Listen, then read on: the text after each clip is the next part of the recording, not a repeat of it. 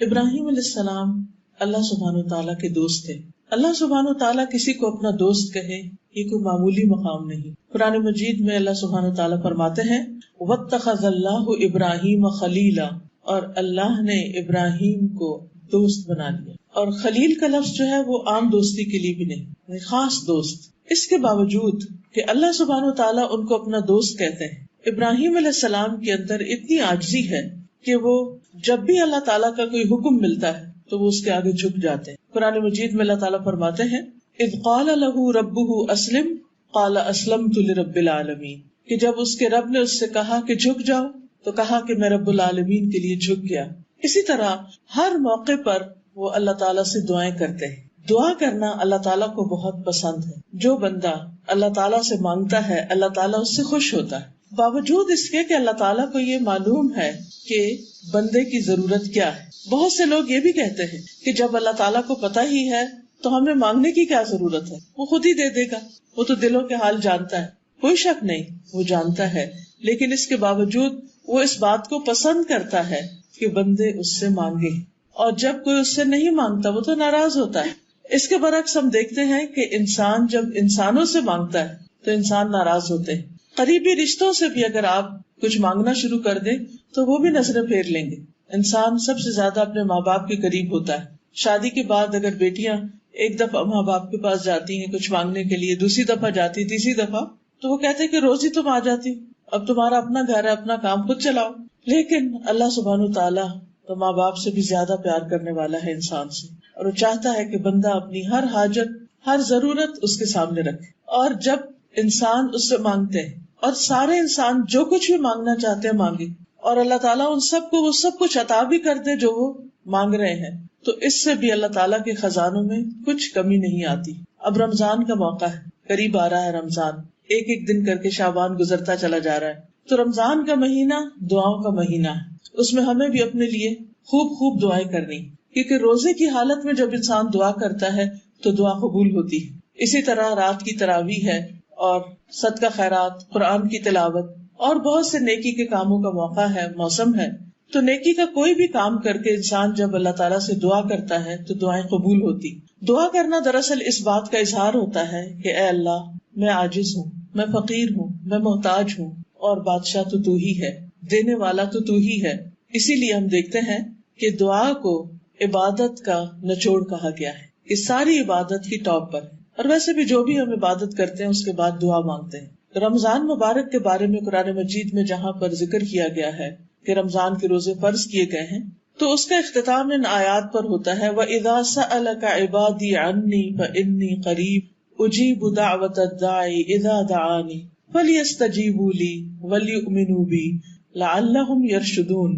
وَإِذَا سَأَلَكَ عِبَادِي عَنِّي، جب آپ سے میرے بندے میرے بارے میں پوچھیں کہ اللہ کہاں ہے، وہ سنتا ہے یا نہیں، کیا وہ ہماری دعائیں سنے گا، تو انہیں بتا دیجئے فَإِنِّي قَرِيبٌ، کہ میں تو یقیناً قریب ہوں، بالکل قریب ہوں. باوجود اس کے کہ وہ اپنے عرش پر ہے، لیکن وہ ہلکی سے ہلکی آواز حتیٰ کہ دل میں اٹھنے والے خیالات تک سے وہ واقف ہے. قرآن مجید میں اللہ تعالیٰ فرماتے ہیں وَلَقَدْ نَعْلَمُ مَا تُوَسْوِسُ بِهِ نَفْسُهُ، ہم یہ بھی جانتے ہیں کہ انسان کے نفس میں، انسان کے دل میں کیا خیالات اٹھتے ہیں، تو وہ بہت قریب ہے. اجیب دعوت الداعی اذا دعانی، میں جواب دیتا ہوں دعا کرنے والے، پکارنے والے کی پکار کا جب بھی وہ مجھے پکارتا ہے. دن کو پکارتا ہے، رات کو پکارتا ہے، آہستہ آواز میں پکارتا ہے، بلند آواز سے پکارتا ہے، دل ہی دل میں پکارتا ہے، وسپر کرتا ہے، کہیں پر بھی پکارتا ہے. میں اس کی دعا سنتا ہوں اور میں اس کا جواب دیتا ہوں کہ بندے میں نے سن لی تیری دعا. فَلْيَسْتَجِيبُوا لِي، بس چاہیے کہ وہ بھی میری بات مانے. یعنی اگر بندے یہ چاہتے ہیں کہ اللہ تعالیٰ ان کی دعائیں قبول کرے تو بندوں کے اوپر بھی ایک ذمہ داری عائد ہوتی، اور وہ ذمہ داری کیا ہے کہ وہ بھی اللہ تعالیٰ کی اطاعت کرے. اب دیکھیے کہ کسی بھی ریلیشن شپ میں دو طرفہ معاملہ ہوتا ہے. کوئی بھی ریلیشن شپ ہارڈلی ون سائیڈڈ ہوتا ہے، وہ تو ریلیشن شپ بنتا ہی نہیں. تو اللہ سبحانہ تعالیٰ اور بندے کے درمیان جو ریلیشن شپ ہوتا ہے وہ بھی اسی طرح اسٹرانگ ہوتا ہے جب انسان اللہ تعالیٰ سے اپنا تعلق ڈیولپ کرے اور پھر اسی سے دعا کرے اور پھر اس کی طرف سے قبولیت کی بات آئے. تو بہرحال انسان جب اس سے مانگتا ہے اور وہ سنتا ہے تو وہ چاہتا ہے کہ ہم بھی اس کی سنیں. اس کے لیے آپ دیکھیے، تھوڑی دیر کے لیے سوچئے کہ اگر ہم اللہ سبحانہ تعالیٰ کی بات مان ہی نہیں رہے، وہ دن میں 5 دفعہ ہمیں پکارتا ہے حی علی الصلاح، حی علی الفلاح، آؤ نماز کی طرف، آؤ کامیابی کی طرف، اور ہم سنی انسنی کر دیں، اٹھے ہی نہ اپنی جگہ سے، جھکے ہی نہ اس کے آگے، چھوڑے ہی نہ اپنا بستر یا اپنی بات چیت یا جو بھی ہم کام کر رہے ہیں، اور پھر اس کے بعد کہیں کہ اللہ تعالیٰ میں تو آپ کی بات نہیں مان رہی، یعنی عمل سے کہیں، زبان سے نہیں، زبان سے تو نہیں کوئی کہتا، لیکن عمل سے میں تو نہیں مان رہی، ہاں آپ میری بات ضرور مان لیں. تو یہ تو بڑی عجیب بات ہے. اگر ہم چاہتے ہیں کہ اللہ تعالیٰ ہماری بات سنے تو ہمیں چاہیے کہ ہم بھی اللہ تعالیٰ کی بات سنیں. فَلْيَسْتَجِيبُوا لِي وَلْيُؤْمِنُوا بِي، اور چاہیے کہ وہ مجھ پر ایمان لائیں، اعتماد کریں کہ میں ضرور ان کی بات سنوں گا، ان کو سب کچھ دینے پر قادر ہوں. لَعَلَّهُمْ يَرْشُدُونَ، شاید کہ وہ سیدھی راہ پائیں، ہدایت پائیں، یعنی انہیں چیزیں اپنے صحیح پرسپیکٹو میں نظر آنے لگے. تو بہرحال ہم سب کے لیے دعا کا راستہ کھلا ہے. قبولیت اس طرح ہوتی ہے کہ یا تو انسان جو کچھ مانگتا ہے وہ اس کو فوراً مل جاتا ہے، بعض اوقات وہ کئی سال کے بعد ملتا ہے. جیسے ابراہیم علیہ السلام نے ایک دعا مانگی تھی کہ میری امت میں سے ایک رسول بھیجنا، یعنی میری نسل میں سے. نبی صلی اللہ علیہ وسلم کی آمد کی دعا تھی، جو انہی میں سے ہو جو ان کو کتاب اور حکمت کی باتیں پڑھ کر سنائے، ان کو کتاب کی تعلیم دے، ان کے اوپر تیری آیات پڑھے، ان کا تزکیہ کرے. تو یہ دعا تقریباً 2500 سال بعد قبول ہوئی، یعنی ابراہیم علیہ السلام کے 2500 سال بعد نبی صلی اللہ علیہ وسلم تشریف لائے. تو کبھی کبھی بہت دیر سے بھی دعائیں قبول ہوتی، اسی طرح کچھ اور دعائیں بھی ایسی ہیں. پھر اسی طرح کبھی ایسا بھی ہوتا ہے کہ انسان دعا کرتا ہے لیکن اس کو وہ تو نہیں ملتا جو وہ مانگ رہا ہے، لیکن اللہ سبحانہ تعالیٰ اس کے بدلے اس سے کوئی مصیبت ٹال دیتے ہیں. کوئی بیماری آ رہی ہوتی ہے، کوئی مالی نقصان ہو رہا ہوتا ہے، کہیں اور کسی قسم کی کوئی تکلیف یا حادثہ ہوتا ہے جو انسان کی تقدیر میں ہوتا ہے، لیکن انسان دعا مانگ رہا ہوتا ہے تو اللہ تعالیٰ وہ نہیں دیتے لیکن اس کو بچا لیتے ہیں. تو یہ بھی ایک قبولیت کی شکل ہے. اور اس میں ہم سے زیادہ اللہ تعالیٰ کو پتا ہے کہ ہمیں اس وقت زیادہ کیا چاہیے، ہمارے لیے موسٹ امپورٹنٹ چیز کیا ہے. ہم صرف ظاہری نظر سے دیکھتے ہیں، ہماری نظر اتنی نہیں کہ ہم دور تک سوچ سکیں. بعض اوقات ہم چھوٹی چھوٹی چیزیں مانگتے ہیں، اللہ تعالیٰ اس سے بڑی چیز دینا چاہتا ہے. بعض اوقات ہم اپنے بچوں کے لیے کچھ گول سیٹ کر لیتے ہیں، ہم چاہتے ہیں کہ ہمارا بچہ بس یہی بن جائے، لیکن وہ نہیں بنتا، کیونکہ اللہ تعالیٰ اس کو اس سے بھی بڑا کچھ اور بنانا چاہتے ہیں. لیکن اس کے لیے بعض راہیں بڑی کٹھن ہوتی ہیں، مشکل ہوتی ہیں. ہم سمجھتے ہیں ہماری دعائیں قبول نہیں ہو رہی، لیکن وہ بہت خوبصورت شکل میں قبول ہونے والی ہیں، بس صبر اور انتظار کی ضرورت ہوتی ہے. اور ایک شکل یہ ہے کہ انسان کو دنیا میں اس کے بدلے میں نہیں کچھ ملتا، لیکن آخرت میں بہترین جزا ملے گی اس کی، یعنی ہر دعا کے بدلے اس کے لیے نیکیاں ہیں. اور جب انسان آخرت کا بدلہ دیکھے گا تو سوچے گا کاش دنیا میں مجھے کچھ بھی نہ ملتا، آج سب کچھ یہی ملتا. لیکن آج ہم دنیا میں چونکہ اس زندگی کی اتنی اہمیت کو جانتے نہیں، اس لیے یہی چاہتے ہیں کہ جو کچھ ہے بس ہمیں یہی مل جائے. پھر ایک چیز یہ ہے کہ ہم عموماً جو دعائیں مانگتے ہیں وہ مادی چیزوں کی ہوتی ہیں، وقتی ضروریات کی ہوتی ہیں. لیکن آج جو دعا میں ابراہیم علیہ السلام کی آپ کے ساتھ شیئر کروں گی وہ بہت ہی خوبصورت دعا ہے. انہوں نے جو چیز مانگی وہ بے مثال ہے. وہ کہتے ہیں رب ہب لی حکما والحقنی بالصالحین واجعل لی لسان صدق فی الآخرین واجعلنی من ورثۃ جنۃ النعیم واغفر لأبی انہ کان من الضالین ولا تخزنی یوم یبعثون یوم لا ينفع مال ولا بنون الا من اتى اللہ بقلب سلیم. کہتے رب ہب لی حکما، اے میرے رب مجھے حکمت عطا کر، مجھے نفع مند علم عطا کر، والحقنی بالصالحین اور مجھے صالحین کے ساتھ ملا دے، نیک لوگوں کی مجلس عطا کر، واجعل لی لسان صدق فی الآخرین اور بعد والوں میں میرا ذکر خیر جاری کر دے، واجعلنی من ورثۃ جنۃ النعیم اور مجھے جنت النعیم کے وارثوں میں شامل کر دے، واغفر لأبی میرے باپ کو بخش دے، انہ کان من الضالین بے شک وہ بھٹکے ہوئے لوگوں میں سے تھا، ولا تخزنی یوم یبعثون اور مجھے رسوا نہ کرنا اس دن جب سب لوگ دوبارہ اٹھائے جائیں گے، یوم لا ينفع مال ولا بنون جس دن مال اور بیٹے کام نہ آئیں گے، الا من اتى اللہ بقلب سلیم مگر جو اللہ کے پاس سلامت دل لے کر آیا. تو سلامت دل جو ہے یہ انسان کو وہاں پر فائدہ دے گا. تو بہرحال اس دعا میں بہت ہی جامع دعا ہے اور ہم سب کو بھی اپنے لیے مانگنی چاہیے. یہ سورۃ الشعراء کی آیت نمبر 83 سے آنورڈز یہ دعا موجود ہے. قرآن مجید میں بھی آپ دیکھ سکتے ہیں، دعاؤں کی کتابوں میں بھی عام طور پر یہ دعا پائی جاتی ہے. سب سے پہلی چیز جو مانگی گئی وہ ہے رب ہب لی حکمن، اللہ مجھے حکم عطا کر، حکمت عطا کر، فیصلے کی قوت عطا کر، فائدہ مند علم عطا کر۔ یاد رکھیے عربی زبان بہت وسیع زبان ہے، اس میں ایک لفظ کے اندر کئی کئی معنی چھپے ہوئے ہوتے ہیں۔ جب انہوں نے حکم کا لفظ کہا تو اس میں حکمت بھی ہے، اس میں علم بھی ہے، اور اس میں وہ تمام چیزیں ہیں جو صحیح فیصلے سے تعلق رکھتی۔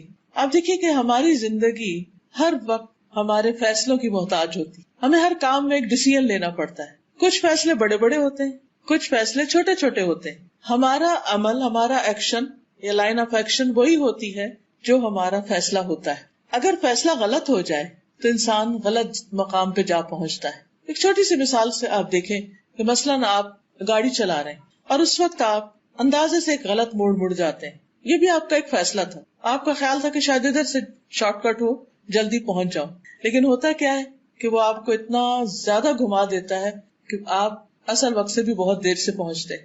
اب یہ آپ کا فیصلہ تھا، اپنی چوائس تھی۔ ہمارے فیصلے ہماری چوائس کے ساتھ ہوتے ہیں۔ اللہ سبحانہ وتعالیٰ نے ہم میں سے ہر ایک کو چوائس دی ہے۔ ہم جب صحیح چوائسز بناتے ہیں تو اس کا نتیجہ بھی صحیح ہوتا ہے، پھر ہمارا ایکشن بھی صحیح ہوتا ہے، پھر اس ایکشن کا جو ری ایکشن ہے یا اس کا جو ریزلٹ ہے یا جو اس کا نتیجہ نکلنے والا ہے وہ بھی بہترین ہوتا ہے۔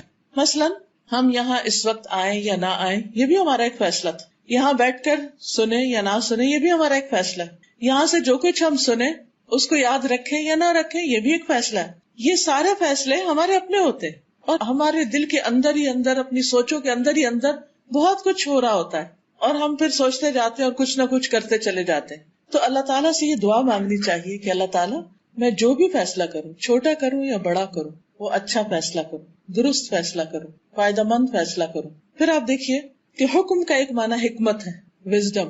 عربی میں حکمت کہتے ہیں صحیح جگہ پر صحیح کام کرنا، right decision at right place, right time, یعنی رائٹ ٹائم پر رائٹ ڈیسیژن۔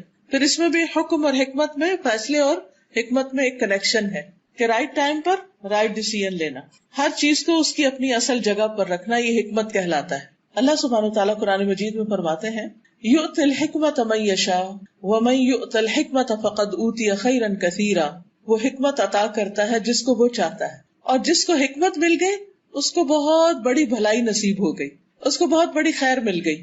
یعنی جو انسان عقل مند ہے، سمجھدار ہے، صحیح سوچ رکھتا ہے، پازیٹیو تھنکنگ رکھتا ہے اور صحیح فیصلے کرتا ہے تو اس کو زندگی گزارنے کا ایک بہترین طریقہ ہاتھ آ جاتا ہے۔ اب دیکھیے کہ کس موقع پر کتنی بات کرنا ہے، کسی غم کے موقع پر غم کتنا منانا ہے، کسی خوشی کے موقع پر خوشی میں ایکسائٹمنٹ کتنی ہونی چاہیے، کیا کرنا ہے کیا نہیں کرنا، شادی بیاہ کے معاملوں میں کہاں شادی کرنی ہے نہیں کرنی، شادی کے موقع پر کیا خرچ کرنا ہے کیا نہیں کرنا، بچوں کو تعلیم دینی تو کتنی دینی، کیا نہیں دینی، ایون بچوں کی تربیت میں ان کے ساتھ معاملہ کرنا تو کیسے کرنا ہے، کس وقت ان کے ساتھ نرمی کرنی ہے، کس وقت ان کے ساتھ سختی کرنی ہے، کس وقت ان کو چھوڑ دینا ہے اور کس وقت ان کو پکڑنا ہے، یہ سب کچھ حکمت پر مبنی ہے۔ بعض اوقات ہم کھانے کی میز پر بیٹھ کر بچوں سے حساب کتاب شروع کر دیتے ہیں، کہاں گئے، کیا کیا، کیا پڑھا، کیا نہیں پڑھا، یوں لگتا ہے جیسے اس وقت ہماری قید میں آتے ہیں اور پھر ہم ان کے ساتھ جیسا چاہیں کریں۔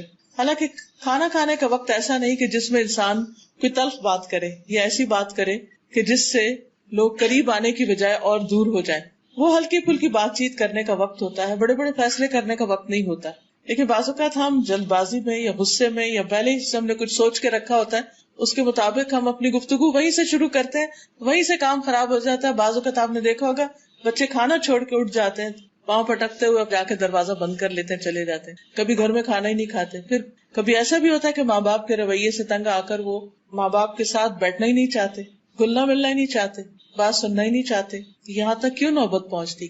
کیونکہ بعض اوقات ہم اس حکمت سے کام نہیں لیتے کہ جس سے پیار، محبت، صبر، برداشت کے ساتھ ہم ان کی تربیت کر سکیں۔ کبھی تھوڑی سختی کی ضرورت ہوتی ہے ہم زیادہ کر جاتے ہیں، کبھی فرم ہونے کی ضرورت ہوتی ہے ہم ان کو ڈھیلا چھوڑ دیتے ہیں، کبھی ایک بات کرنے کی ضرورت ہوتی ہے ہم 10 باتیں کہہ جاتے ہیں، اور کبھی بات کی ضرورت ہوتی ہے اور ہم کچھ بھی نہیں کہتے۔ تو یہ سب کچھ کیا ہے؟ حکمت سے تعلق رکھتا ہے۔ یہ بھی اللہ سبحانہ وتعالیٰ کی دین ہوتی ہے، یہ بھی توفیق ہوتی ہے۔ اس پر اللہ تعالیٰ سے دعا کرنی چاہیے کہ اللہ ہمیں صحیح وقت میں صحیح بات کرنے کی توفیق عطا فرما، صحیح فیصلوں کی توفیق عطا فرما۔ اسی طرح آپ دیکھیں باقی معاملات میں بھی جو کچھ ہم کام کرتے ہیں، مثلاً اگر ہم کوکنگ کر رہے ہیں، ایک چائے کا کپ بھی اگر ہم نے پکانا ہے تو آپ دیکھیے اس کو بھی اگر پانی کو زیادہ ابال دیں گے تو کیا ہوگا، کم ابالیں گے تو کیا ہوگا، پتی زیادہ ڈال دیں گے تو کیا ہوگا، کم ڈالیں گے تو کیا ہوگا، دودھ زیادہ ڈال دیں گے تو کیا، کم ڈالیں گے تو کیا.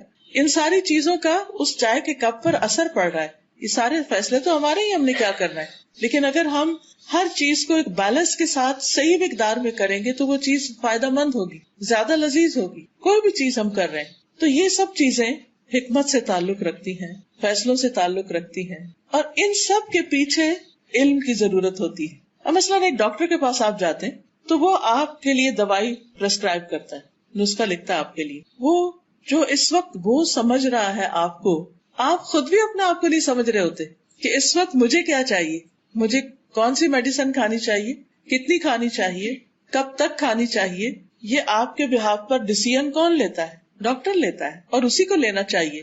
کیوں؟ اس لیے کہ اس کے پاس علم ہے، وہ علم جو میرے پاس نہیں ہے. تو زندگی میں صحیح فیصلے کرنے کے لیے صحیح علم بہت ضروری ہے. اسی لیے حکمن کا ایک معنی علم نافع بھی کیا گیا ہے، فائدہ مند علم. اور فائدہ مند علم وہی ہوتا ہے جو زندگی میں ہمارے کام آئے.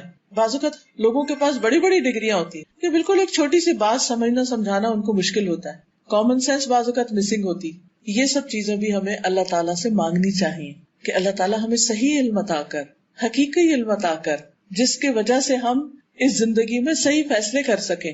کیونکہ فیصلہ ہر چیز میں ہے، ہمارے لباس پہننے میں بھی ہے، ہمارے شاپنگ کرنے میں بھی ہے، ہمارے کھانے پینے میں ایون کہ کس وقت ہمیں کیا کھانا ہے، کتنا کھانا ہے. بعض اوقات وہ غلط فیصلے ہوتے ہیں تو بیماریاں جنم لے لیتی، ہم نقصان میں پڑ جاتے.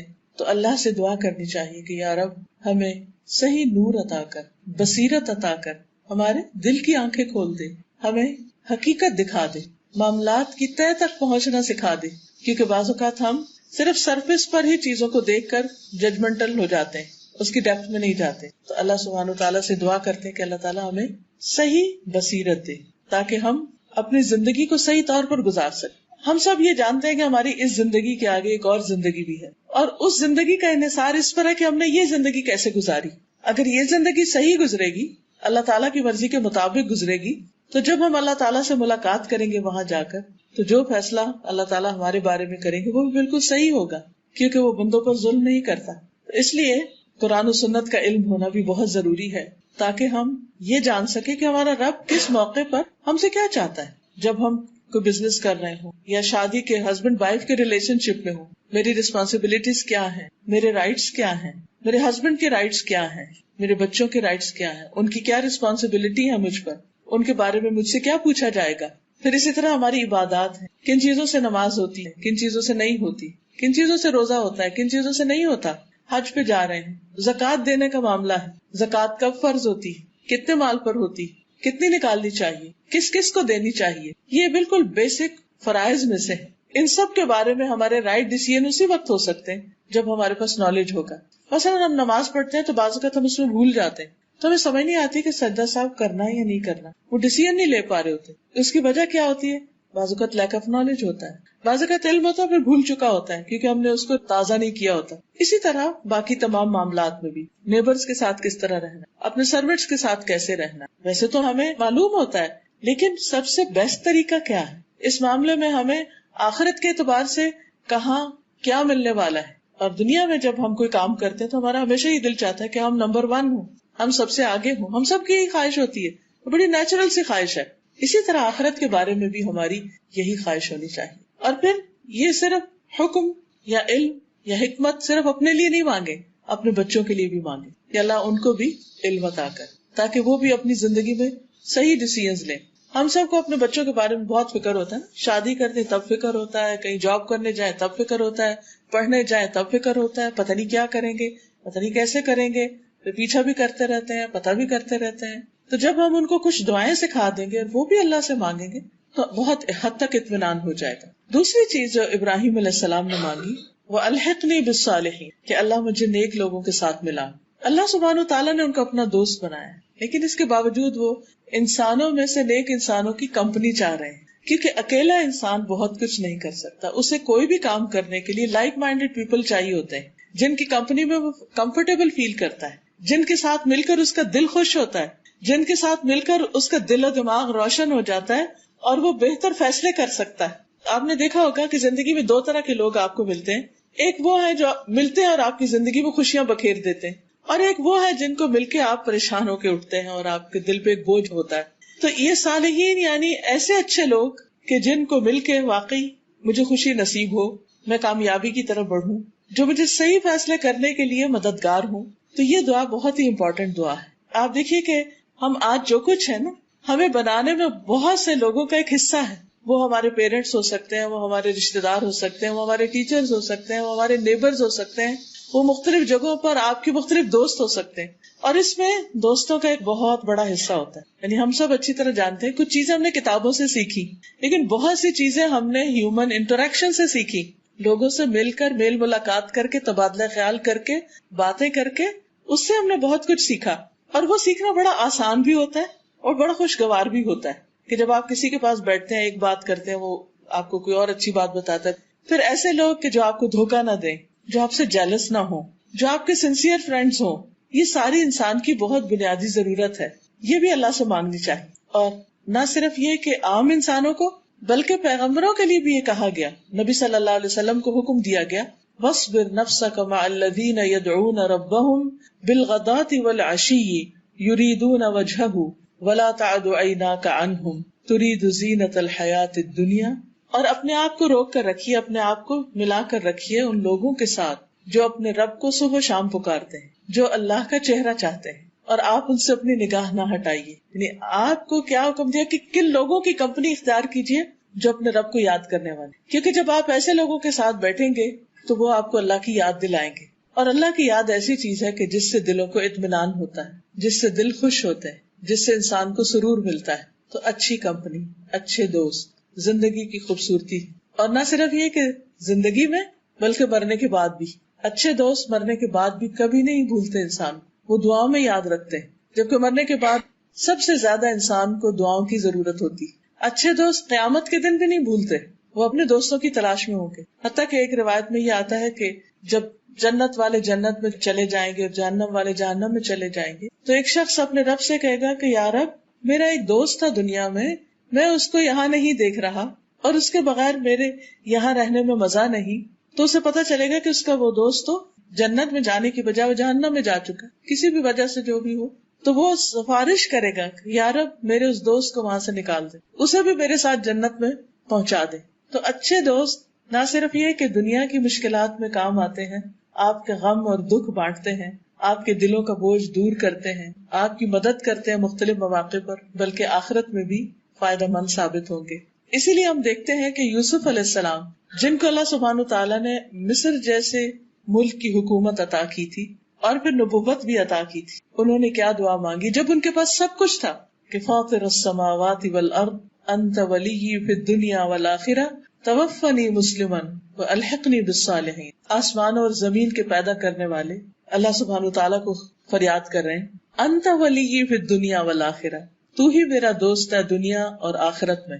توفنی مسلما، مجھے اسلام کی حالت میں وفات دینا، یعنی میں اس وقت فوت ہوں جب میں تیری اطاعت اور فرما برداری کر رہا ہوں، اچھے کام کر رہا ہوں. کیونکہ انسان کا خاتمہ جس عمل پر ہوگا قیامت کے دن اسی عمل کے ساتھ اٹھایا جائے گا. اگر آپ کی وفات اچھے لوگوں کے ساتھ ہوتی ہے، اچھے ہاتھوں میں ہے، اچھا کام کرتے ہوئے دنیا سے جاتے ہیں.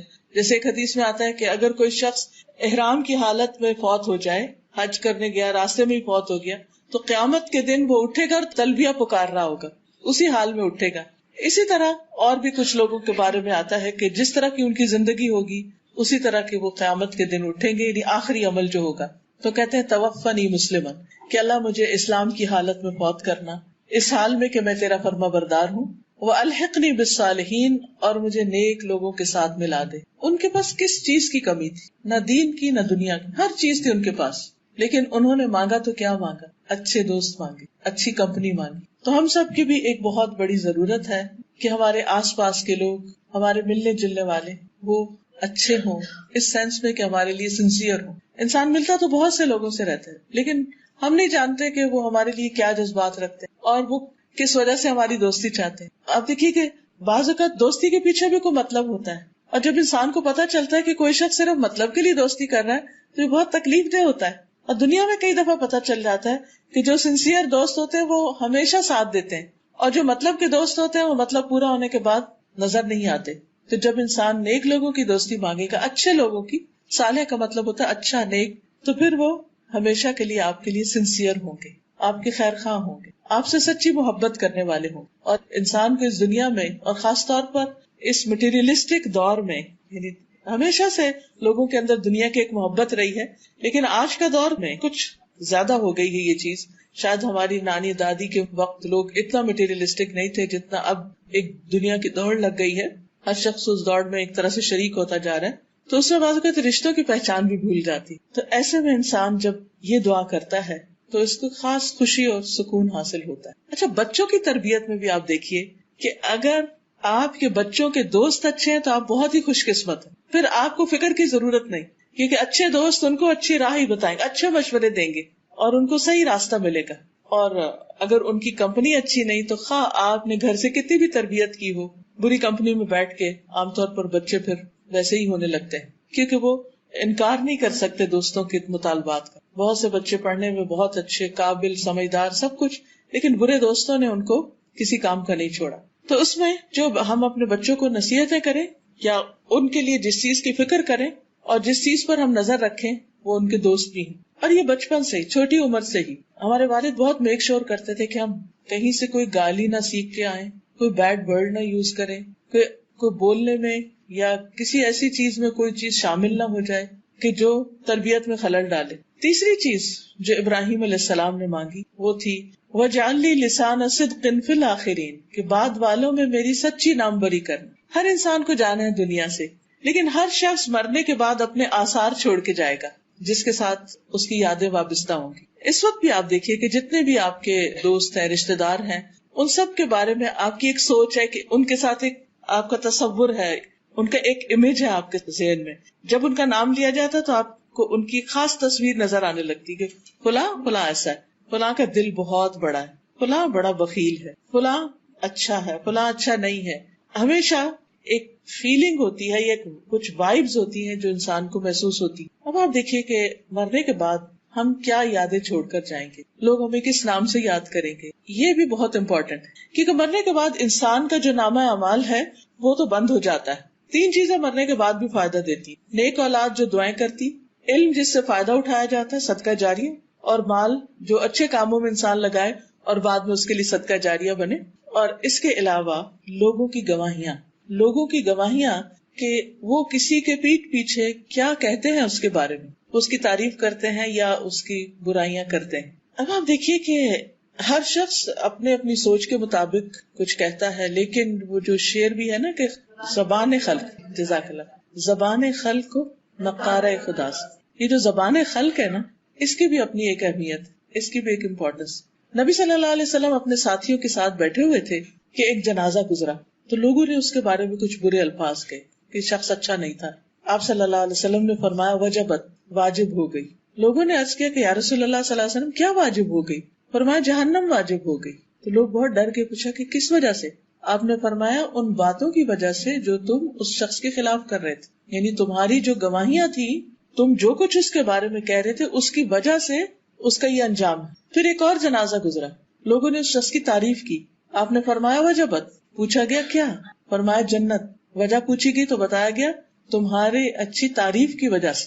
اب دیکھیے ہم عام طور پر ایک جملہ دہراتے ہیں، مجھے نہیں کسی کی پرواہ، جو مرضی کوئی کہے، میں تو بس جو ہوں سو ہوں. ٹھیک ہے، پرواہ نہیں ہونی چاہیے، انسان کو خود اچھا ہونا چاہیے، اور جب وہ اچھا ہوگا تو انشاءاللہ اللہ تعالیٰ اس کی اچھی شہرت بھی کر دے گا. لیکن یہ ضرور یاد رکھنا چاہیے کہ اللہ تعالیٰ ہمارے آثار بھی لکھ رہے ہیں. سورۃ یاسین آپ سب پڑھتے ہیں، اس میں آتا ہے اِنَّا نَحْنُ نُحْيِي الْمَوْتَى وَنَكْتُبُ مَا قَدَّمُوا وَآثَارَهُمْ. بے شک ہم مردوں کو زندہ کریں گے اور ہم لکھ رہے ہیں جو وہ آگے بھیج رہے ہیں اور جو اپنے پیچھے آثار چھوڑ رہے ہیں، جو ان کے فٹ پرنٹس ہیں، جو پیچھے یادیں چھوڑ کے جا رہے ہیں، جو کام دنیا میں چھوڑ کر جا رہے ہیں. کوئی کتاب لکھتا ہے، کوئی لوگوں کو ٹرین کرتا ہے، کوئی اچھی کنٹریبیوشن کرتا ہے، جو بھی اس کا نام بعد میں رہ جاتا ہے. تو جب تک وہ نام جس حوالے سے بھی باقی ہے، اچھے یا برے سے، وہ اس کے حق میں اجر یا اس کے لیے سزا کا باعث بنتا رہتا ہے. تو ابراہیم علیہ السلام نے اس کی بھی دعا مانگی، اور آپ دیکھیے کہ ابراہیم علیہ السلام کی دعا کتنی اچھی طرح قبول ہوئی کہ اس کے بعد اللہ تعالیٰ نے ان کی نسل میں خیر جاری کی، ان کو اسماعیل اور اسحاق جیسے بیٹے عطا کیے. اسحاق علیہ السلام سے یعقوب علیہ السلام پیدا ہوئے، یعقوب علیہ السلام سے آگے ان کے 12 بیٹے، اور انہی میں سے یوسف علیہ السلام، اور انہی میں سے بنی اسرائیل کی نسل چلی. دوسرے بیٹے اسماعیل علیہ السلام سے نبی صلی اللہ علیہ وسلم پیدا ہوئے، اور دنیا میں آپ کا ذکر خیر جاری ہوا. اب دیکھیے ہم سب اپنی نمازوں میں جو درود پڑھتے ہیں اس میں ابراہیم علیہ السلام کا ذکر خیر کرتے ہیں. یہ ان کی دعا کی قبولیت کا نتیجہ ہے. لاکھوں کروڑوں لوگ ہر روز اپنی نمازوں میں ابراہیم علیہ السلام کے لیے دعا کر رہے ہیں. اللہم بارک، اللہم صلی علی محمد وعلی آل محمد کما صلیت علی ابراہیم وعلی آل ابراہیم انک حمید مجید، اور اللہم بارک علی محمد وعلی آل محمد کما بارکت علی ابراہیم وعلی آل ابراہیم. تو ہر نماز میں ان کا ذکر خیر ہوتا ہے. یہ کیوں ذکر خیر ہوتا ہے؟ ان کی برکتوں کا اور ان پر اللہ کی رحمتوں کا، کیونکہ انہوں نے زندگی میں کام ایسے کیے. اگرچہ انہیں کافی امتحانوں سے گزرنا پڑا لیکن وہ ہر جگہ ثابت قدم رہے اور نیکی پر جمے رہے. اللہ تعالیٰ نے ان کے لیے خیر و بھلائی کے دروازے کھول دیے اور ان کو دنیا میں بھی خیر و بھلائی عطا کی اور آخرت میں تو ہے ہی. اچھا، جو بچوں کی ہم تربیت کریں تو ان کو ہم ضرور یہ سکھائیں کہ بیٹا تم جو کچھ بھی کرو گے اس سے تمہاری ایک شہرت بنے گی، اچھی بنے گی تو وہ تمہارے کام آئے گی. اور اگر تمہاری شہرت خراب ہوئی تو کوئی تم پہ ٹرسٹ نہیں کرے گا. خواہ جاب کرو یا بزنس کرو، وہ سب چیزیں کاؤنٹ ہوتی، اس کا تمہیں نقصان ہوگا. اور پھر وَجَعَلْنِي مِن وَرَثَةِ جَنَّةِ النَّعِيمِ کہ انسان ہمیشہ اپنی آخرت کو یاد رکھے اور وہاں کے لیے بھی دعا کرے کہ اللہ نعمتوں بھری جنت میں داخل کرنا. دنیا میں ہم کیا چاہتے ہیں؟ ہمارا گھر کیسا ہو؟ گھر ہو، اس میں گارڈن بھی ہو، اس میں پھلدار درخت ہو، اس میں پھول ہو، اس میں ہر آرام کی چیز ہو، نعمت ہو، ڈریم ہوم. تو وہ ڈریم ہوم دنیا میں ہوتا بھی ہے لیکن جو جنت ہے اس کے مقابلے میں تو کچھ بھی نہیں. اس لیے آخرت کے گھر کی دعا کرنی چاہیے کہ اللہ تعالیٰ وہاں ہمیں نعمتیں عطا کرنا، ہمارا انجام اچھا کرنا، کیونکہ وہ زندگی کبھی بھی ختم ہونے والی نہیں. اس دنیا کی جتنی بھی نعمتیں ہیں، جو کچھ بھی ہے، وہ سارے کا سارا ایک دن ختم ہو جائے گا، لیکن وہاں سب کچھ ہمیشہ باقی رہنے والا ہے. وہاں کی خوشیاں، آرام. جنت وہ جگہ جہاں کوئی بیمار نہیں ہوگا، جہاں کوئی بوڑھا نہیں ہوگا، جہاں کبھی کسی پر کوئی غم، دکھ اور تکلیف نہیں ہوگا، کوئی بڑھاپا نہیں آئے گا. تو اس جنت کی انسان کو تمنا کرنی چاہیے. ایک حدیث میں آتا ہے کہ ایک اعرابی آپ کے پاس آیا اور کہنے لگا کہ کیا جنت میں ببول کا درخت ہوگا؟ کیونکہ عربوں کے یہاں وہ ہر قسم کے درخت نہیں ہوتے تھے تو وہ درخت قیمتی شمار ہوتا تھا. تو آپ نے فرمایا ہاں ہوگا. اس نے کہا پھر اس میں کانٹے بھی ہوں گے؟ آپ نے فرمایا ہاں کانٹے ہوں گے، لیکن اس کے ایک کانٹے کے اندر مومن کے لیے 70,000 کھانے ہوں گے اور ہر کھانے کا رنگ دوسرے سے مختلف ہوگا. آپ دیکھیے کہ آپ ایک دن میں کتنا کھا سکتے، یعنی اگر ایک کانٹے کے اندر اتنا کچھ ہے تو پھر وہ پورے درخت میں کیا کچھ ہوگا، اور بے شمار درخت اور ان کے اندر کتنی نعمتیں. ہمیشہ کے لیے جیتے ہوئے وہ نعمتیں انسان ایکسپلور کرتے کرتے کرتے تھک جائے لیکن وہ نعمتیں ختم نہیں ہوگی. انسان کی سوچ سے بھی بالا ان نعمتوں کی تمنا کرنی چاہیے، اس کے لیے کوشش کرنی چاہیے، اس کے لیے دعا کرنی چاہیے. اور الحمدللہ رمضان آگے ہے، بہترین موقع ہے ہمارے لیے کہ ہم کچھ کریں. ابراہیم علیہ السلام نے یہ بھی دعا مانگی کہ اللہ میرے باپ کو بخش دے. ہمیں اپنی دعا میں اپنے والدین کو یاد رکھنا چاہیے، کیونکہ والدین کے ساتھ جو نیکی کی جاتی ہے وہ ایسی نیکی ہے جس کا بدلہ اللہ تعالیٰ دنیا میں بھی دیتے. جب کبھی کوئی مشکل وقت ہو نا، پریشانی کا وقت ہو یا بچے بات نہ مانے یا کوئی بچوں کی طرف سے کوئی دکھ تکلیف ہو، والدین کے ساتھ احسان کریں.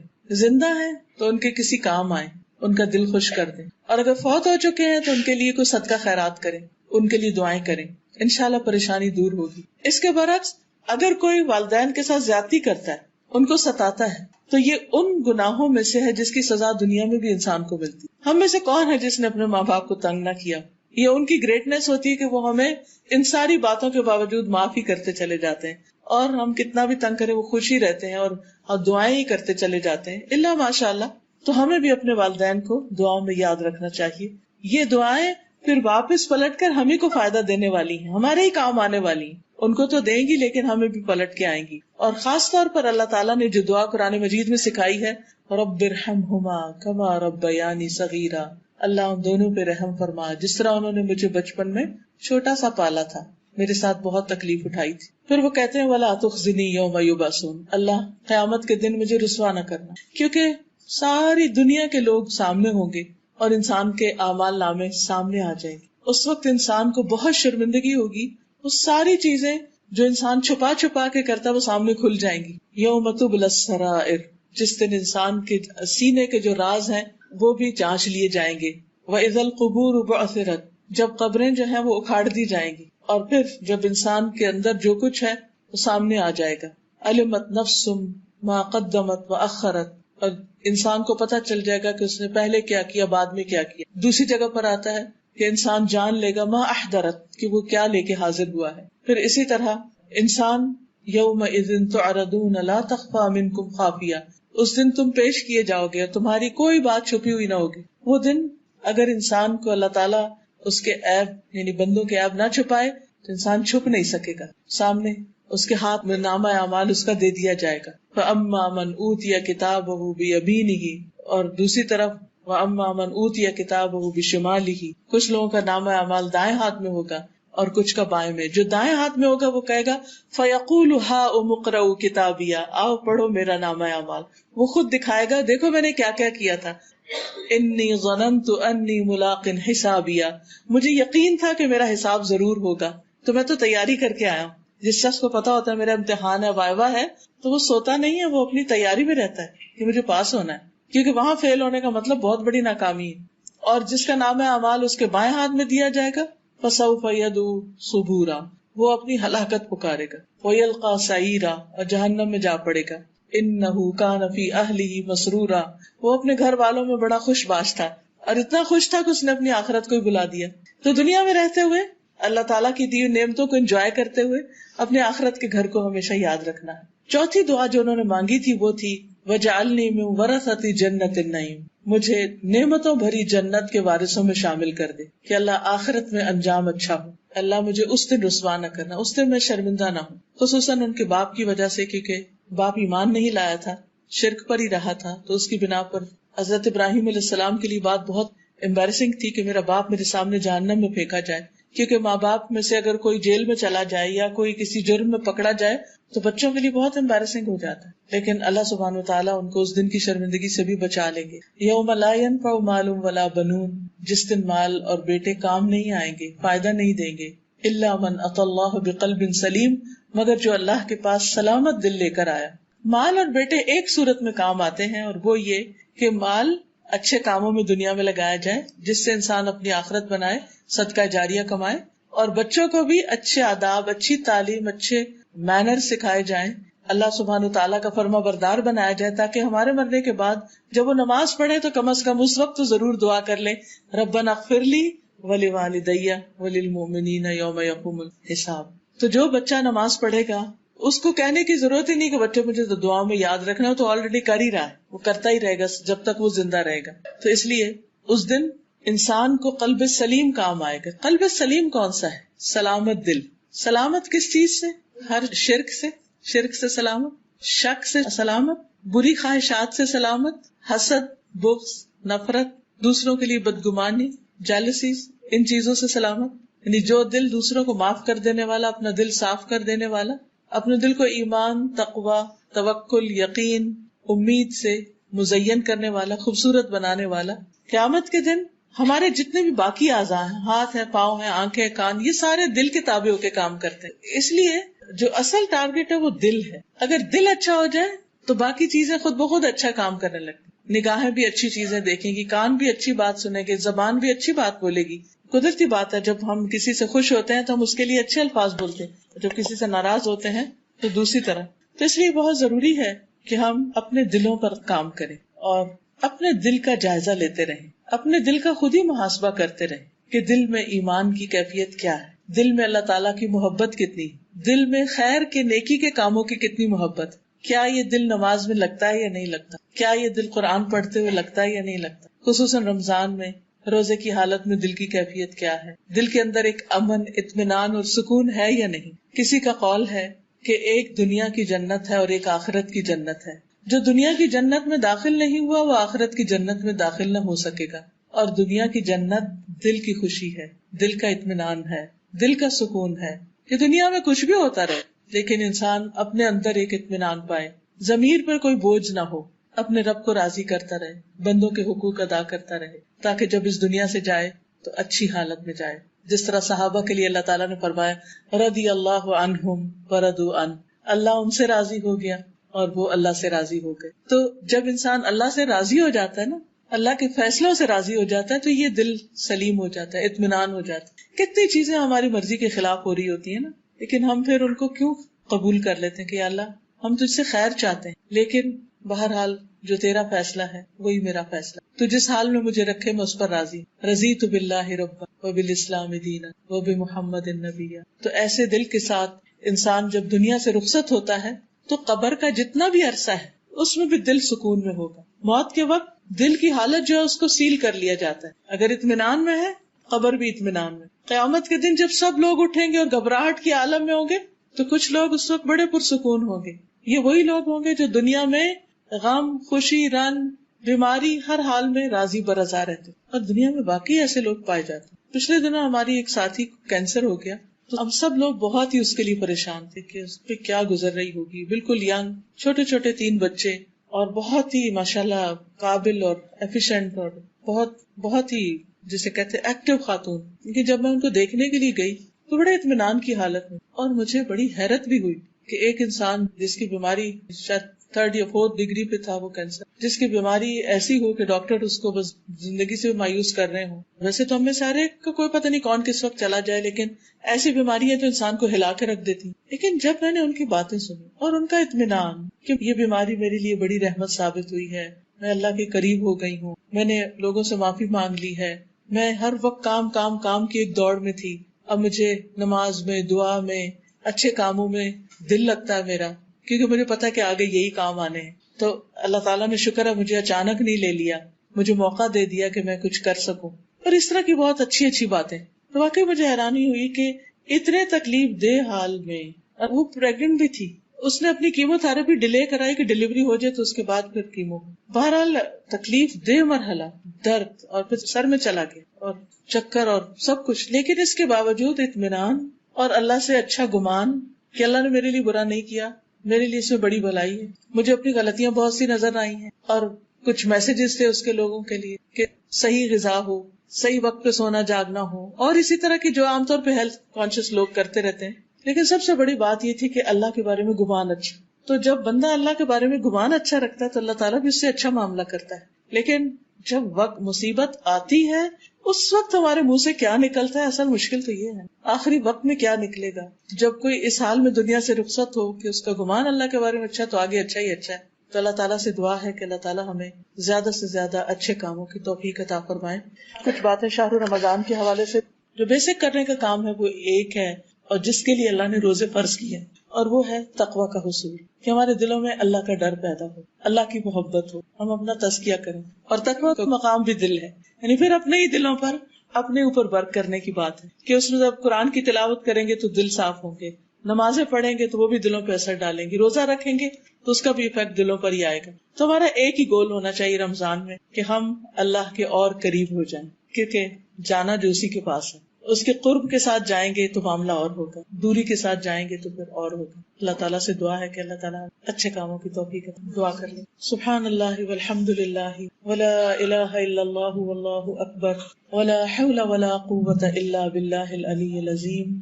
اللہم صلی علی محمد وعلی آل محمد کما صلیت علی ابراہیم وعلی آل ابراہیم انک حمید مجید.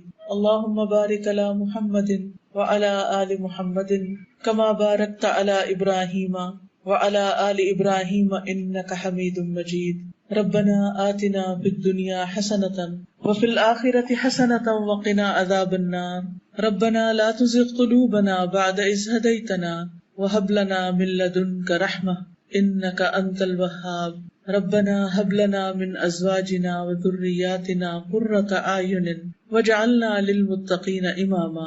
اللهم اکفنا بحلالک عن حرامک واغننا بفضلک عمن سواک.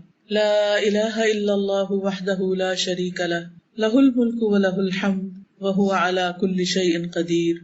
سبحان اللہ والحمد للہ ولا الہ الا اللہ واللہ اکبر ولا حول ولا قوة الا باللہ العلی العظیم.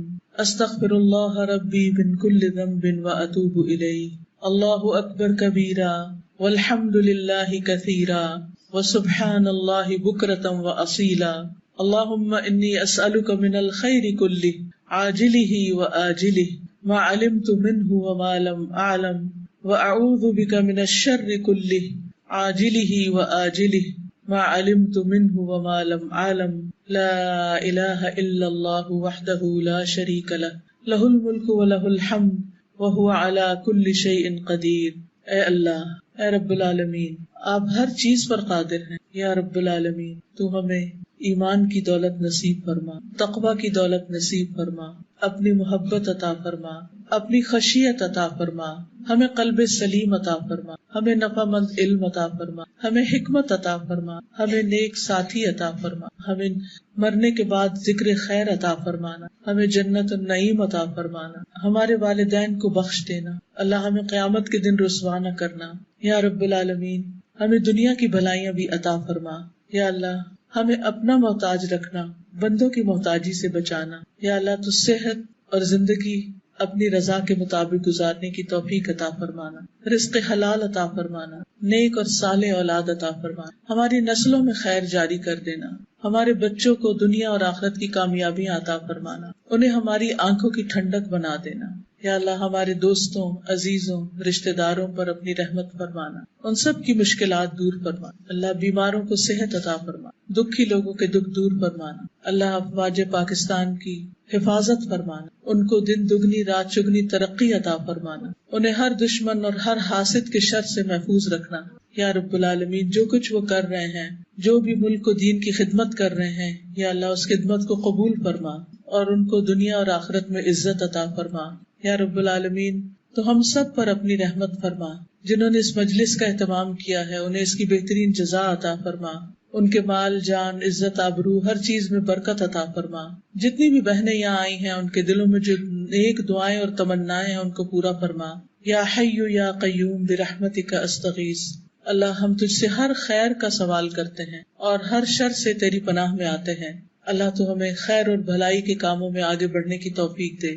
اللہ تعالی ہمارا انجام اچھا کرنا، دنیا میں بھی اور آخرت میں بھی ہر طرح کی رسوائیوں سے محفوظ رکھنا۔ ربنا تقبل منا انک انت السمیع العلیم وتب علینا انک انت التواب الرحیم، وصلی اللہ تعالی علی خیر خلقہ محمد وعلی آلہ واصحابہ واہل بیتہ اجمعین برحمتک یا ارحم الراحمین۔ الہی آمین۔ سبحانک اللہم وبحمدک اشہد ان لا الہ الا انت استغفرک واتوب الیک۔ آپ سب کا بہت شکریہ۔ Now I would like to take a few questions from the audience. Question. آپ سے سوال ہی کرنا تھا جو آپ نے بتایا جنت اور دوست کا فیصلہ لوگوں کی گواہیوں پہ۔ ڈاکٹر صاحبہ، اکثر جیسے ہم لوگوں کو برے ہی اس میں یاد کر رہے ہیں، بہت کم ہے کہ ہم کسی نیکی کو ریئلائز کریں اور نکالیں، تو اس کا فیصلہ اگر تو وہ صحیح بات کر رہے ہیں پھر تو وہ ویلڈ ہوگی گواہی، لیکن اگر ان کی گواہی ہی جھوٹی ہے، وہ غلط بات کر رہے ہیں جو کہ حقیقت پر مبنی نہیں، تو وہ گواہی ایکسپٹ نہیں کی جائے گی۔ جیسے دنیا کی عدالت میں بھی یعنی ایک معیار ہوتا ہے گواہی کا۔ جی معیار۔ یہ جو دعا کارڈ ہے آپ کے ہاتھ میں نے ابھی دیکھا ہے الحمدللہ کا، یہ بہت ہی اچھی دعائیں ہیں۔ جب بندہ اللہ تعالیٰ کا شکر ادا کرتا ہے اللہ تعالیٰ نعمتیں اور عطا کرتا ہے، تو اللہ تعالیٰ کی تعریف ہے اس میں۔ اور آپ رمضان میں جیسے دن میں اگر قرآن پاک پڑھا اس کے بعد اگر پڑھ لیں تو انشاءاللہ تعالیٰ بہت فائدے کی چیز ہوتی۔ جی، دل کی صفائی کے لیے 3 چیزیں بہت فائدہ دیتی۔ ایک قرآن مجید کا پڑھنا اور سمجھنا، کیونکہ قرآن مجید دل پر نازل ہوا ہے نبی صلی اللہ علیہ وسلم، اور قرآن مجید میں آتا ہے شفاء لما فی الصدور، کہ قرآن شفا ہے ان بیماریوں کی جو سینوں میں ہے یعنی دل میں ہے۔ تو دل کی جتنی بھی بیماریاں ہیں ان کے لیے قرآن کا پڑھنا شفا ہے۔ دوسری چیز موت کی یاد۔ انسان کسی سے حسد کیوں کرتا ہے یا کسی کی برائی کیوں کرتا ہے؟ کیونکہ وہ دیکھتا ہے کہ وہ دنیا میں اس سے آگے نکل رہا ہے یا اس کو نعمت مل گئی ہے۔ تو جب انسان کے اندر دنیا کی محبت نہیں ہوگی، آخرت کی فکر زیادہ ہوگی، تو obviously آٹومیٹیکلی اس کے اندر سے پھر جن کے پاس اس سے زیادہ بھی ہو تو ان کے بارے میں وہ برا نہیں سوچے گا۔ اور تیسری چیز یہ ہے اچھی کمپنی، کیونکہ عام طور پر ہمارے دل کے خیالات کیسے الٹتے پلٹتے جب ہم کسی سے بیٹھ کے باتیں کرتے ہیں۔ اگر ہماری سوچ منفی ہوگی لیکن دوست کی پازیٹیو ہے تو وہ ہماری منفی سوچ کو بھی وہ ٹھیک کرے گا کہ نہیں تم ایسے نہیں سوچو، اس کو اس اینگل سے بھی دیکھو، وہ اچھی ایڈوائس دے گا۔ تو یہ چیز پھر انسان کے دل کو سلامت رکھتی ہے. اور اگر دوست ایسے ہیں جو ہر وقت کسی کی چغلی کر رہے ہیں, کسی کی غیبت کر رہے ہیں, کسی کی باتیں بتا رہے ہیں, تو پھر وہ باتیں سن کے تو دل کا حال کیا ہوتا ہے, خوشی تھوڑی ہوتی ہے. اور خصوصاً اگر کوئی ہمارے خلاف ہمیں ہی آ کے بتا رہا ہو. آج ہی میں اپنے بیٹے کو کتاب پڑھا رہی تھی, امام غزالی کی کتاب ہے بدایت الہدایہ, عربی کی کتاب ہے لیکن اس میں بہت اچھی اچھی باتیں بھی ہیں. تو اس میں انہوں نے دوست کا دوست پہ حق جو ہے وہ لکھا ہوا تھا, بڑی اچھی ایڈوائسز تھی. تو اس میں ایک بات وہ یہ کہتے ہیں کہ تمہارا دوست وہ سنسیئر نہیں ہو سکتا جو لوگوں کی باتوں کو جو انہوں نے تمہارے خلاف کی وہ لا کے تمہیں پہنچائے اور تمہیں لوگوں سے بدگمان کرے, یعنی تمہارے دل کو دکھائے کہ فلاں تمہارے بارے میں یہ کہہ رہا ہے, فلاں یہ کہہ رہا ہے. تو یہ دوستی کے حق کے خلاف ہے. اچھی بات تو جا کے دوست کو بتائیں, لیکن ایسی باتیں نہ بتائیں جس سے دوست دکھی ہو. ہاں, اگر آپ اس کو کسی شر سے خبردار کرنا چاہتے ہیں تو آپ اس کو اچھے الفاظ میں ایڈوائس دے سکتے ہیں کہ آپ ان لوگوں سے محتاط رہیں, یا کوئی بھی اچھی بات, لیکن تکلیف دینے والی باتیں پہنچائی نہ جائیں. بڑے ہو جاتے ہیں جیسے نماز میں متعدد دفعہ کہا ہے کہ وہ بھی تنگ نہ پڑے, بلانا انہیں یا ان کو نماز کے وقت بہت دفعہ کہنے سے فائدہ نہیں ہے. ان کے ذہن تیار کریں کہ ہم نماز کیوں پڑھیں, ان کو پتا ہونا چاہیے, ان کے دل میں اللہ کی محبت پیدا کریں, ان کو نماز کے فائدے بتائیں, اور یہ اس وقت نہیں جب نماز کا ٹائم ہو. اس کے علاوہ کوشش یہ کریں کہ اپنے بچوں کے ساتھ دن یا رات کا کوئی حصہ ضرور مقرر کریں جس میں ان کے ساتھ اچھی باتیں شیئر کریں, جو اچھی چیزیں پڑھیں ان کو بتائیں. اگر آپ مثلا خود قرآن پڑھ رہے ہیں تو اس میں سے تھوڑی تھوڑی باتیں ان کو بھی بتائیں تاکہ ان کے دلوں میں اللہ کی محبت پیدا ہو. اگر بچوں کے دل میں اللہ کی محبت آ جائے, آخرتی فکر آ جائے, تو وہ ہم سے بھی زیادہ اچھے کام کرنے کے لیے تیار ہو جاتے. پھر کہنے کی ضرورت نہیں تھی. ہاں, چھوٹے ہوتے ہیں, ریمائنڈر دینا پڑتا ہے, لیکن پیچھا نہیں کرنا پڑتا. پھر وہ اس کو اون کر لیتے ہیں اس چیز کو. تو ان کی اچھی تعلیم اور اچھی تربیت جو ہے, جو ایک مسلمان ہونے کی حیثیت سے ہماری ذمہ داری ہے, کیونکہ قیامت کے دن اللہ تعالیٰ ہر ایک سے پوچھے گا کہ اس نے اپنے چھوٹوں کے ساتھ کیسا سلوک کیا, ان کی کیا ذمہ داری نبھائی. تو حدیث میں باقاعدہ ماں کا لفظ آتا ہے, عورت کا لفظ آتا ہے کہ عورت اپنے شوہر کے گھر میں بچوں کی نگران ہے اور اس سے ان کے بارے میں پوچھا جائے گا. اس کا مطلب نہیں کہ باپ کی ذمہ داری نہیں, لیکن ماں کی ذمہ داری زیادہ ہے کیونکہ اس کے درجہ اور مقام بھی 3 گنا زیادہ ہے. بچوں کے سامنے دین کو خوبصورت بنا کے پیش کریں, بوجھ نہ ڈالیں, سٹیپ بائی سٹیپ چلیں, تھوڑا تھوڑا بتائیں, ان کی غلطیوں کو اگنور بھی کریں. وہ بھی سیکھ رہے ہیں, پرفیکٹ نہیں ہو سکتے, مایوس نہ ہو ان سے, ان کے لیے دعائیں کریں, صبر سے کام لیں جس طرح ہمارے والدین نے ہمارے ساتھ صبر کیا. جی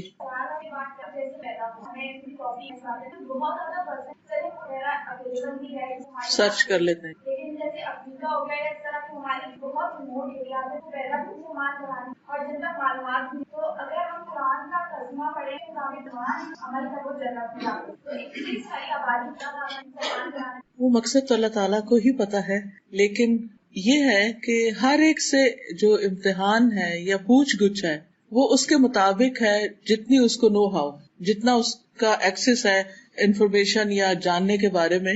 جس کے پاس سب کچھ ہے اور پھر وہ جان بوجھ کے ایکسپٹ نہیں کر رہا, اس کی بات مختلف ہے. 2 طرح کا اللہ تعالیٰ نے انسان کو علم دیا. ایک دیا ہے کتابوں کے ذریعے, پیغمبروں کے ذریعے, اور ہر قوم میں پیغمبر بھیجے. اب جس تک وہ پیغام پہنچا اور اس نے انکار کیا وہ تو کفر کر رہا ہے, لیکن جس تک پہنچا ہی نہیں اس کا معاملہ مختلف ہے. اس کے پاس دوسری رہنمائی فطرت کی ہے کہ اللہ تعالیٰ نے بے شمار نشانیاں پیدا کی ہیں جس سے وہ اپنی پہچان کراتا ہے, اور ہر دل کسی نہ کسی درجے پر گواہی دیتا ہے. ہم سب کے ساتھ ہوتا ہے کہ اچانک ہم جا رہے ہوتے تو اللہ تعالیٰ کی کوئی نہ کوئی نشانی ہمارے سامنے آ جاتی. آج ہی ابھی میں آنے سے پہلے میں لیٹی ہوئی تھی, تو میں جب اٹھ رہی تھی تو میرے دل میں ایک دم خیال آیا کہ کھجور اتنی میٹھی کیسے ہوتی. ایسے ہی میں اپنے آپ سے سوچنے لگی, کھجور اتنی میٹھی کیسے ہوتی ہے, تو مٹی سے نکلتی, کیا چیز اس کو میٹھا کرتی. اور پھر جتنی بھی کھجوریں آتی ہیں, باقی پھلوں میں تو یہ بھی ہوتا ہے کہ کوئی میٹھا ہوتا ہے, کوئی کھٹا ہوتا ہے, کوئی کچھ ہوتا ہے, لیکن کھجور تو ساری ہی میٹھی ہوتی. تو زمین میں کہاں میٹھا ہے, کیا چیز میٹھی ہوتی ہے, کیا پروسیس ہوتا ہے جس سے وہ اس طرح کا پھل نکلتا ہے. تو کیا یہ نشانی نہیں, کیا یہ خود ہی ہو رہا ہے, کیا زمین میں کوئی طاقت ہے کہ وہ چیزوں کو میٹھا کر دے, کیا سورج میں کوئی طاقت ہے, کون ہے کرنے والا, کس کی پلاننگ ہے. اتنی سی بات ہر ایک کو سمجھ آتی ہے. اور اب دیکھیے کہ نبی صلی اللہ علیہ وسلم کے آنے سے پہلے بھی کچھ لوگ ایسے تھے جو شرک نہیں کرتے تھے. وہ کہتے تھے ہو ہی نہیں سکتا کہ جن بتوں کو ہم پوجتے ہیں یہ ہمارے لیے کچھ کر سکے. وہ پھر بھی ایک رب کو مانتے تھے. اس وقت بھی جب کوئی تعلیمات نہیں تھی, کوئی پیغمبر نہیں تھا ان کے پاس, تو آج بھی اللہ نے لوگوں کو جو عقل اور سمجھ دی ہے اور جو نشانیاں ہر طرف رکھی ہیں اور ان کو جو دل اور دماغ دیا ہے، اس کے مطابق اگر وہ اپنے رب کو پہچانتے ہیں تو رب ان کے ساتھ انشاءاللہ اچھا ہی معاملہ کرے گا. سبحانک اللہم و بحمدک، اشہد ان لا الہ الا انت، استغفرک و اتوب الیک. السلام علیکم و رحمۃ اللہ وبرکاتہ.